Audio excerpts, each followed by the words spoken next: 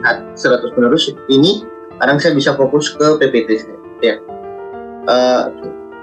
Yang pertama ini adalah mungkin pendahuluan ya.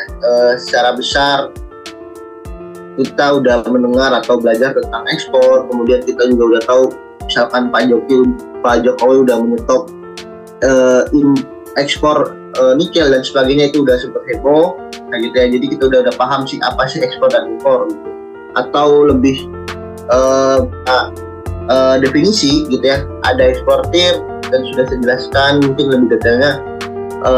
Eksportir atau seorang kegiatan perseorangan ataupun badan hukum yang dilakukan dengan melakukan kegiatan ekspor. Jadi jika kegiatan ekspor dilakukan dalam skala yang cukup besar, maka proses pengurusan tersebut akan melibatkan bea cukai yang berperan sebagai pengawas lalu lintas pada suatu negara gitu. Akan tetapi jika tidak skalanya kecil gitu ya, misalkan negara tetangga, kalau misalkan yang lidahnya sama mungkin kayak Malaysia, Brunei atau Timor Leste, kemudian mempersiapkan izin ekspor ini terutama untuk di negara tujuan. Setiap negara memiliki beda-beda persyaratan untuk izin ekspor. Kecuali ASEAN itu sama karena ada perjanjian AFTA atau apa gitu saya lupa.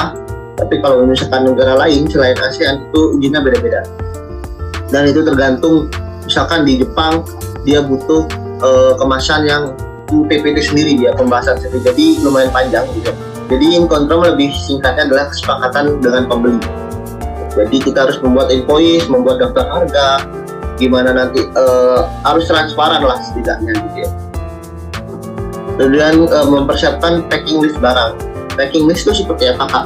Packing list itu nanti kita bikin barang yang dikemas itu harus dilihat ukurannya berapa, kemudian dimensinya berapa, berat barang berapa, detail barang berapa. Ini jenis barang yang kena apa ya bahasa? Dia kena BK, bea cukainya gitu ya. Dan itu harus diizin ke bea cukai. Contohnya ada produk mineral logam, kulit, kayu, CPO, dan terakhir adalah biji kakao. Jadi yang saya sampaikan tadi, misalkan kita pakai kulit jangan kulit jagat, dan kulit mentah, jagat dan kulit piglet, kulit sama, itu nggak boleh gitu ya.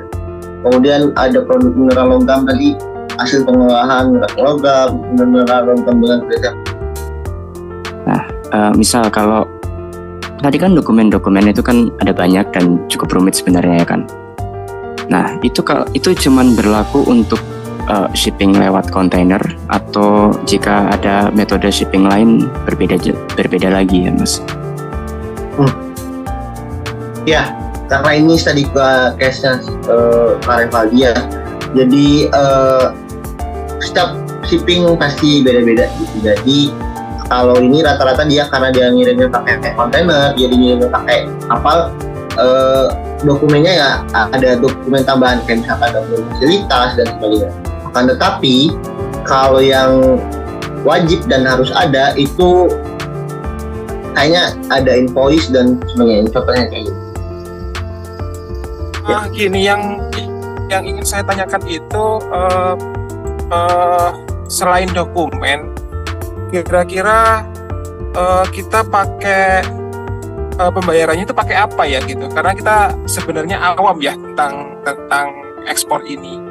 Saya dengar itu ada letter of credit bukan ya?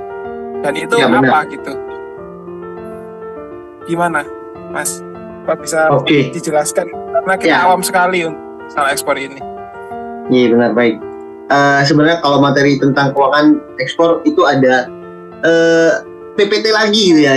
Kalau mungkin anak-anak mahasiswanya tahu ini lumayan padat tentang keuangan ya. Coba saya jelasin sebentar.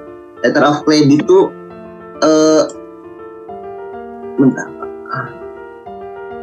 dia kayak gimana ya? Dia kayak misalkan contohnya gini, kita sering pakai nih Tokopedia atau Shopee Pak.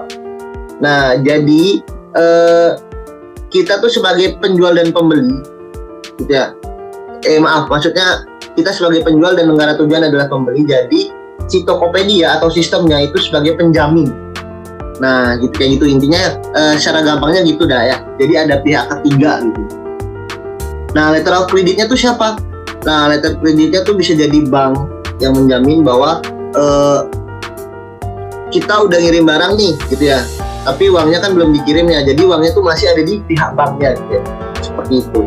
Banknya boleh bank internasional kita pakai, misalkan kalau negara ASEAN misalkan ke Malaysia itu ada BCA dan sebagainya gitu. Namanya seperti itu. Itu untuk letter of credit. Jadi dia secara poin itu dokumen yang dikirimkan dari bank atau lembaga keuangan yang menjamin bahwa penjual atau penerima barang tuh melakukan pembayaran tepat waktu dengan jumlah yang sama gitu ya. Jadi nggak pakai potongan atau apa gitu. Jadi fix uangnya tuh segitu. Tadi kan ada mind map ya. Jadi kita sebelum ekspor itu kita harus tahu kira-kira negara mana yang membutuhkan produk kita gitu ya.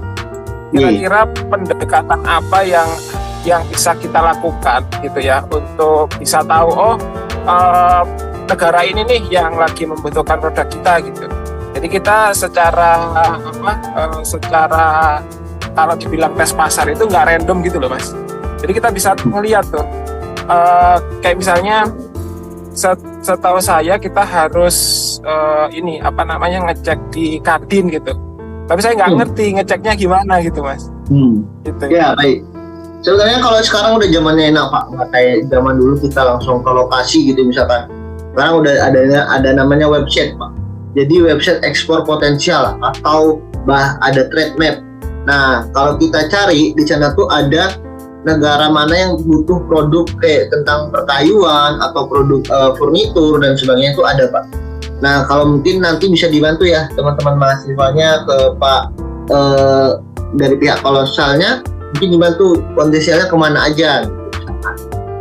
Itu ada trade map. Nah, itu mungkin nanti dibantu oleh mahasiswa. Kalau saya mau jelasin agak panjang nanti.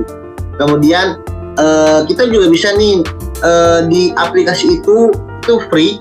Itu kita bisa lihat Pak, itu buyer mana yang udah sering beli atau enggak, buyer mana yang maksudnya produsen mana yang udah sering ngirim gitu dari Indonesia. Jadi Bapak bisa kerjasama tuh sama produsen yang Indonesia. Walaupun ya sedikit kompetisi ya. Sebenarnya zaman sekarang tuh kolaborasi bukan kompetisi. Mungkin bisa Bapak nyetok barang yang nggak punya sama produsen sebelah gitu ya. Terus saya punya sendok ini nih, Bapak mau nggak bantuin ke sebelah ke luar misalkan gitu.